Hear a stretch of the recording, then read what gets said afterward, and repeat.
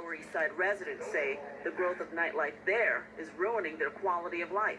We have 5 bars on my block. It's my building on one side and 5 bars on the other side. There's just droves and droves of drunk people, traffic honking their horns, playing loud music. And when you say, lean out your window and say, hey, could you keep it down? They say, this is the Lower East Side. Gathered at the town hall in the theater district, city officials say it's a complaint they've heard from other neighborhoods as well. We are aware of the need for balance, and it is one of the goals of this office.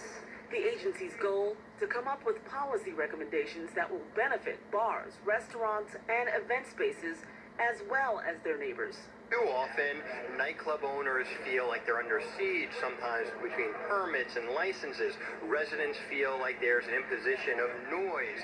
So the nightlife industry and the nighttime economy needs to work for everyone. But some frustrated residents hope the city can intervene before their neighborhoods are changed forever. Resident-owned and operated bookstores or clothing stores are just being driven out, and it's all nightlife. The next step will be for nightlife officials to create a policy report for the mayor and for the city council, which will possibly shape future legislation. In Midtown, Roy Chung, New York One. The Fearless Girl statue is moving to